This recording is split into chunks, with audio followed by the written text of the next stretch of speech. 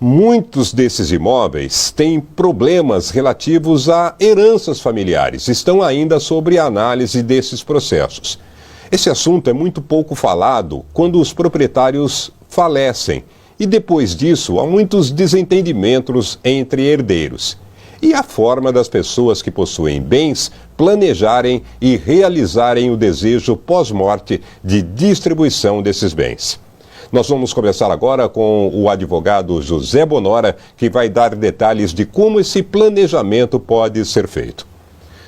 Doutor Bonora, bom dia, muito obrigado por sua participação aqui no Jornal da TV Onix. Na verdade é isso, né? Planejar de que forma esse patrimônio que a pessoa deixa será distribuído. Exatamente, Ney. A questão do planejamento patrimonial familiar seria, digamos assim, a melhor forma de se dispor do seu bem, uma vez que você ainda lúcido e, digamos, ativo, você consiga dispor da melhor forma desse bem, para que você consiga fazer com que o patrimônio da família não seja dilapidado. Quando eu digo assim, dilapidado, é no sentido de os custos que isso envolve quando você tem que se fazer um inventário, por exemplo. Muitas das vezes as famílias optam, ainda em vida, de se fazer uma doação. Mas só que no momento que a pessoa faz a doação, ela perde o total controle daquele bem.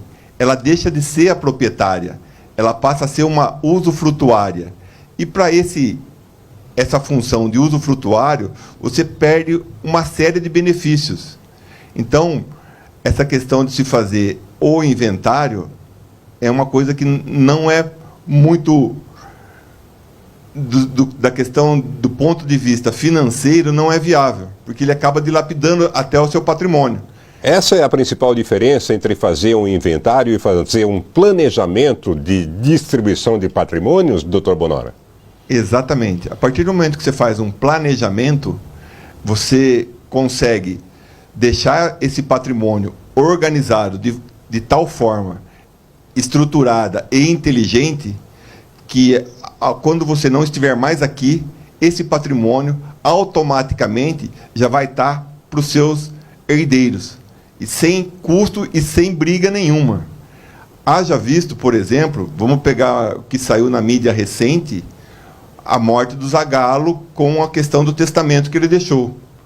E olha que ele fez o testamento dentro de todas as leis legais. Ele não fez nada fora da lei. E olha o problema que está dando esse testamento, onde um dos filhos ficou com 62% de todo o patrimônio, enquanto que os outros 3 dividiram 50%. Muitas vezes, doutor Bonora, essa é uma questão familiar, de foro íntimo até das pessoas, a quem destinar o patrimônio, de que forma distribuir. Mas quais os quesitos que devem ser levados em consideração na hora de se pensar em fazer um planejamento desse patrimônio que ficará quando a pessoa falecer? A questão do planejamento, ela facilita, porque você, em vida, você já pode estar fazendo isso. Ao passo que quando fica para o inventário, é o que está na lei.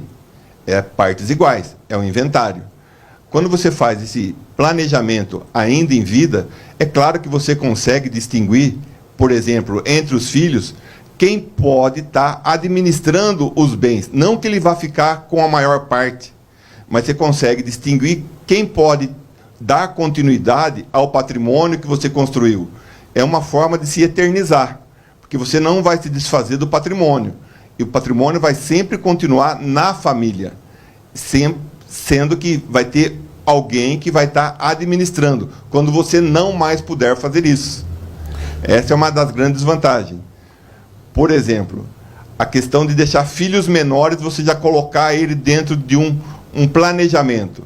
É uma forma de você incentivar o empreendedorismo dessa criança já, que ela já começa a entender a respeito de patrimônio. Você começa a ensinar desde criança essa parte financeira. Doutor Bonora, esse é um instrumento jurídico que pode ser contestado depois da morte da pessoa? De forma alguma. Essa é a parte mais interessante desse negócio do planejamento patrimonial familiar. É totalmente legal, lícito e jamais vai ser contestado. Se pegarmos, por exemplo, recentemente, durante a semana, o senhor Abílio Diniz faleceu. Não vai acontecer inventário, pode ter certeza. Não vai acontecer inventário para dividir o patrimônio que não sei nem quantificar quanto é. E isso está muito bem definido já dentro do planejamento patrimonial que ele fez na família. Não só ele, como outros grandes empresários, grandes nomes, que também já fizeram isso. Doutor Bonora, para a gente finalizar, quais documentos a pessoa tem que ter em mãos para fazer esse planejamento familiar e registrá-lo judicialmente? Inicialmente, ele vai ter que ter os documentos dos imóveis, vai constituir a empresa para a qual ele vai estar transferindo esse imóvel, fazer um contrato social definindo as regras, como vai funcionar esta empresa, como vai funcionar a sucessão, e a partir daí é só aguardar os acontecimentos. Dentro desse contrato social, você cria cláusulas, digamos assim, gatilhos, que serão disparados à medida que forem tendo os acontecimentos. Por exemplo, o falecimento do titular.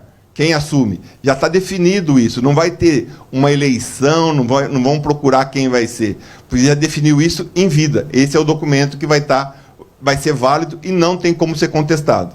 O advogado é sempre a pessoa especializada para dar orientações às pessoas, não é, doutor Bonora? Essa é a parte principal. Sempre que for fazer algo nesse sentido, consultar um profissional que esteja familiarizado, especializado nesse assunto, justamente para evitar problemas no futuro.